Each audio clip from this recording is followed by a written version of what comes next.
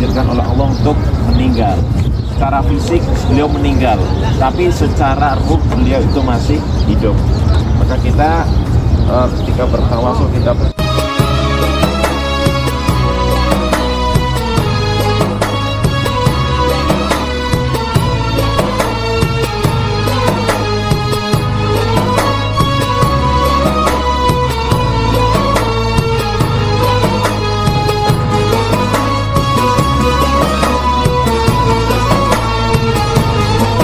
يا أيها النبي الله والكوكب الدري الله يا أيها النبي الله والكوكب الدري أنت إمام الحاضرة سلطانها الغيبي أنت إمام الحاضرة سلطانها الغيبي يا أيها النبي الله والكوكب الدري الله يا أيها النبي الله والكوكب الدري الله أنت إمام الحاضرة سلطانها الغيبي أنت إمام.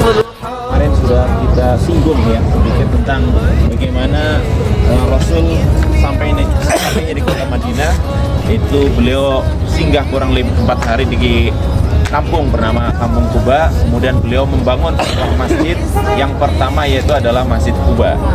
Nah, baru kemudian setelah Rasul membangun Masjid Quba, Rasul beranjak lagi ke sebuah tempat di mana disitulah tempat yang akan dijadikan, yang akan dibangun sebuah masjid bernama Masjid Nabawi.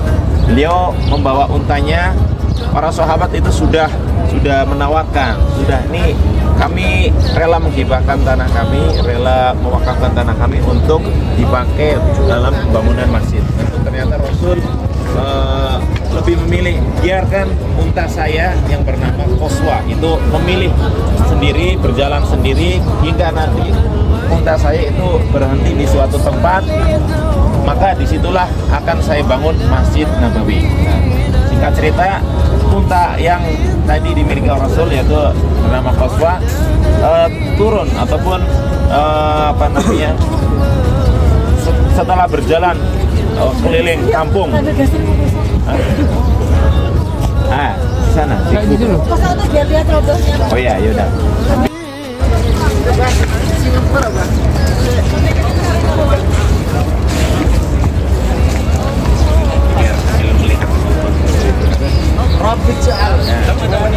Kemudian dari situlah akhirnya dibangun masjid bernama Masjid Nabawi di tempat di tanah miliknya seorang anak yatim, 2 orang anak yatim nama Suhail dan Sahal. Akhirnya setelah singkat cerita setelah sepakat dengan harga yang ditawarkan Rasul, maka Rasul membeli tanahnya lalu dibangun Masjid Nabawi. Awalnya Masjid Nabawi itu keduanya tidak dilarang ya. Kalau kita lihat lihatnya roboh ya, roboh yang kita lihat, kemudian ke belakang sedikit itu makanya bentuk Masjid Nabawi yang pertama kali dibangun baginda Rasul itu sangat sederhana, hanya persegi 4, kemudian depannya itu diberi sebuah atap ya, atap itu pun tidak full. Itu adalah di situ dulu adalah Hujrah Aisyah ataupun rumah Aisyah radhiyallahu anha. Setelah itu Rasul wafat, maka Rasul dimakamkan di situ. Itu Siti Aisyah masih bersama beliau. Kemudian setelah Abu Bakar wafat, maka digeser lagi hujrahnya untuk menambah space makam ya. Dimakamkanlah Sayyidina Abu Bakar di sana. Setelah itu Umar, sahabat Umar juga nembung Sayyidah Aisyah agar nanti kalau wafat bisa dimakamkan di sampingnya Abu Bakar. Nah akhirnya Aisyah pun legowo. Tadinya sebenarnya sudah di-booking tempatnya sama Aisyah agar nanti ketika Aisyah wafat dia bisa dimakamkan bersama. Kecil di sini. Ini tanda dari makbarah ataupun makam dari baginda Rasul. Kemudian di sampingnya ini adalah makam dari Abu Bakar Siddiq. Sampingnya lagi makam dari Sayyidina Umar Muhammad, Abu Bakar As-Siddiq, Umar. Jadi kalau kita lihat berarti jadi Rasul makamnya itu wajah Rasul itu menghadap ke kiblat. Nanti itu mana? Sana ya. Berarti seperti ini nanti. Nah seperti ini. Ini makam Rasul. Wajahnya menghadap kiblat sana. Seperti ini. Wajahnya menghadap kiblat. Berarti kakinya yang di sini. Nah ini kemudian di sini lagi makam Abu Bakar. Sampingnya lagi makam Umar bin Khattab. Dan ini Bapak Ibu kalau kita lihat, yang kita lihat ini dari makam beliau itu tidak pernah ada yang masuk ya, karena memang ada tembok yang mengelilingi makam beliau. Nah itu ada 3 lapis tembok yang melapisi makam beliau, jadi tidak ada yang pernah masuk ke dalamnya. Nah, kalau digambarkan itu berbentuk apa? Berbentuk segi 5. Nah, dulu ada yang mau membuat menjadi segi 4 ataupun seperti bangunan Ka'bah, namun ditolak karena nanti ditakutkan kalau itu berbentuk Ka'bah ataupun persegi 4 itu nanti orang-orang akan menyerupai Ka'bah sehingga orang-orang banyak yang mengalihkan kiblatnya. Nah ini akhirnya dibuatlah persegi 5 seperti itu. Dindingnya mengelilingi makam Rasul ini maksudnya ya. Dan ini kalau kita lihat itu ada tirai yang menyelimuti ya, kain yang menyelimuti makam beliau. Itu berwarna hijau. Nah, dan sebagai tandanya itu juga kubah berwarna hijau. Nah, kenapa hijau? Ada yang tahu? Jadi kenapa disebut mana? Iya, karena memang Rasul Shallallahu Alaihi Wasallam pertama itu menyukai warna putih karena ini lambang simbol dari apa? Kesucian. Warna yang kedua yang disukai Rasul itu adalah hijau karena ini melambangkan apa namanya kedamaian. Nah, kalau hijau-hijau kita melihat hijau-hijau rasanya damai. Seperti kita melihat hijau-hijauan daun pohon-pohon itu rasanya damai.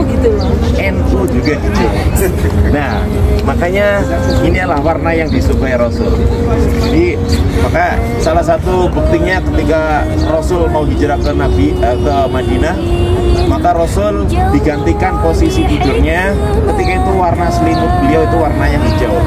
Biha amtarat fil khafiqaini sama'uhu biha amtarat fil khafiqaini sama'uhu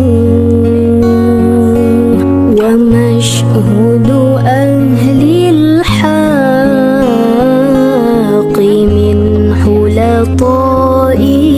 طائفون تحبر أن المجد وشاؤه فلله ما للعين من مسهد جتلا يعز على أهل الحجاب اجتلاؤه يعز على أهل الحجاب اجتلاؤه.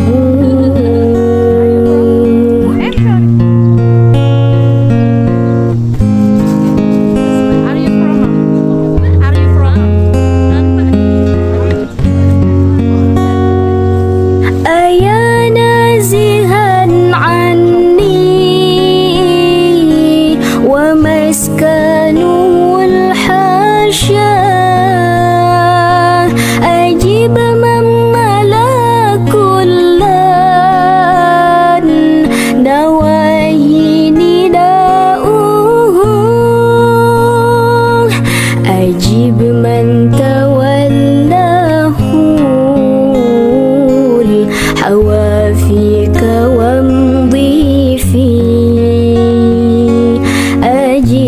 من تولاه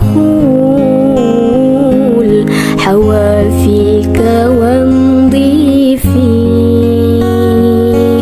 هو النور يهدي الحائرين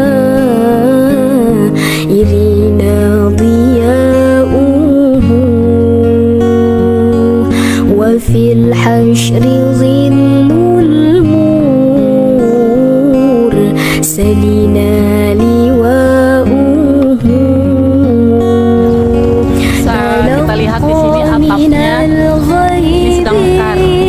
Nanti di jam-jam mendekati maghrib, atapnya ini nanti semuanya apa ya? Mingkup bahasanya apa nih mingkup?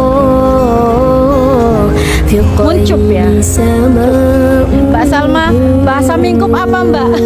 Bahasa mingkup apa? Ini loh, atap ini nanti kalau ngomong itu kan mingkup ya, apa bahasanya? Mingkup, menguncup. Ini kondisi atap kalau lagi mekar seperti ini. Nah nanti biasanya sebelum maghrib ini akan menutupnya yang seperti ini. Nah jadinya seperti ini. Nanti kalau ini mekar, buka. Fuadi ma yahwal hawa wa yasha'u. Mantap. Ini bisa ditiru nih. Banal teman-teman yang mau berkemah. Bisa dibuka, bisa ditutup. Fuadi Ada nggak tenda yang seperti ini ya? Kita desain tenda yang seperti ini, bisa dibuka, bisa ditutup. قص عن بناؤه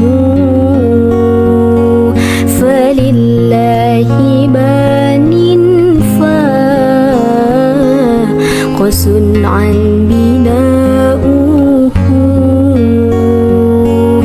هو النور هو النور هو النور. Namanya seperti itu. Dari ibu misalnya, assalamualaikum ya Rasulullah. Apa? Sampingnya.